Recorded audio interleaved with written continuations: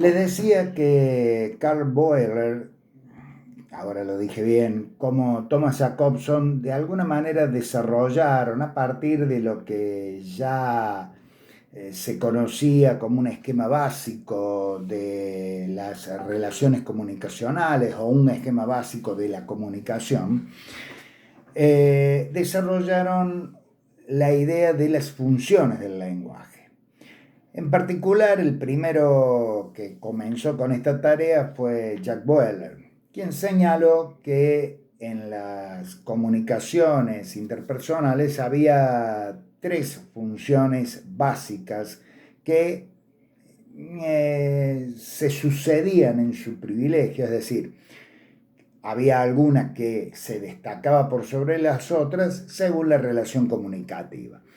Sí, de lo que se trataba era de conocer cuáles eran los sentimientos del emisor, del hablante, de quien estaba ejerciendo el uso de la palabra, de quien estaba realizando el acto de habla. Allí vamos a tener, obviamente, a la función expresiva como la predominante. Si en cambio de lo que importaba era hacer referencia al mensaje en sí, si lo que uno estaba haciendo con ese acto de habla era describir, por ejemplo, objetivamente una realidad o dar una noticia sin agregar ningún condimento personal, y vamos a estar frente a una función claramente expositiva, es decir, una función del lenguaje representativo. Y finalmente, si se ponía énfasis en el oyente o en el receptor, a quien se le daba una orden, se le daba una sugerencia, se le ofrecía un producto para que lo comprara, tarea propia de la publicidad. Bueno, allí la función que iba a privilegiarse era obviamente la función directiva o apelativa. Yo apelo a la acción que va a realizar posteriormente el receptor. Ahora bien, Jacobson incorporó los otros elementos de ese modelo de comunicación, que dicho sea de paso lo tuvo como creador. A ese modelo de comunicación le asignó, o mejor dicho, asignó a cada uno de los componentes de ese modelo de comunicación que él había generado, le asignó entonces distintas funciones. A cada elemento una función. Bueno, ya Weller había hablado de cuáles eran las funciones del lenguaje cuando lo que se privilegiaba era el emisor, el receptor o el mensaje. Entonces, ¿qué hizo Jacobson? Bueno, se preguntó en qué casos lo más importante de esa relación comunicativa, de ese acto de habla que realiza un emisor, privilegia, por ejemplo, al código, al canal. Bien, tomó el código en primer lugar y dijo, sí hay momentos en los cuales el código es significativamente lo más importante, es claramente lo más importante. Entonces Jacobson planteó la existencia de una función en la cual lo importante era la forma. Entonces dijo, cuando la cuestión más importante es la forma, allí vamos a tener entonces la función poética. Cuando lo que... ¿Por qué? Porque evidentemente cuando uno busca generar alguna sensación, agradable o no, para el receptor en función de cómo articula las palabras, indudablemente allí se privilegia la forma por sobre el contenido, por sobre el mensaje en sí. Entonces, esa forma a la que Jacobson va a denominar función poética es la que representa una nueva, justamente, función que vale la pena analizar, independientemente de las otras. Cuando se privilegia esa función, la de las formas, por sobre el resto, entonces estamos ante la función poética. Piensen ustedes en cualquier texto poético en los cuales obviamente aparece claramente ese privilegio.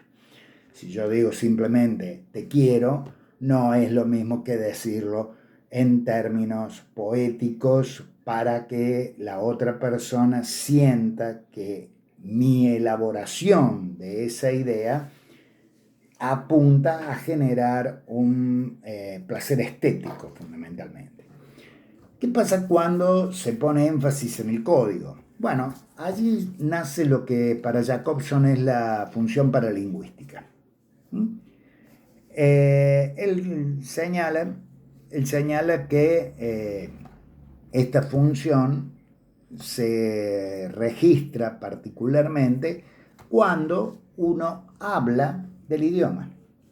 Es decir, cuando yo utilizo la lengua o el acto de habla para hablar de la lengua. Entonces, si yo digo el sujeto de la oración es el que realiza la acción,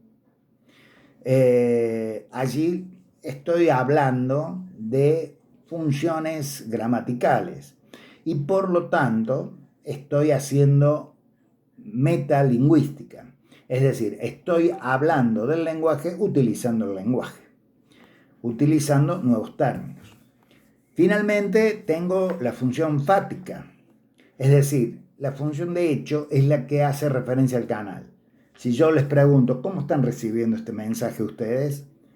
Estoy controlando que el canal funcione. Y en ese momento lo único que importa es la función fática, la función de hecho, la que me permite saber si el canal funciona.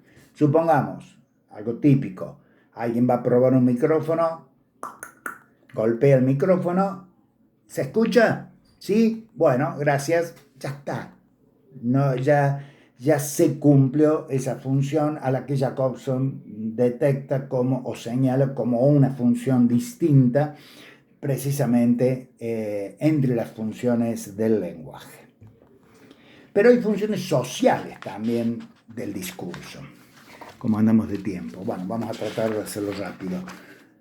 Las funciones sociales del discurso son básicamente tres: la persuasión, la puesta en aceptabilidad y la construcción de verosimilitud. Es decir, yo cuando elaboro un discurso para otro, en realidad eso se refiere en los autores cuando hablan de hacerlo público el discurso, no que necesito masividades. Bueno, señalan estas tres funciones.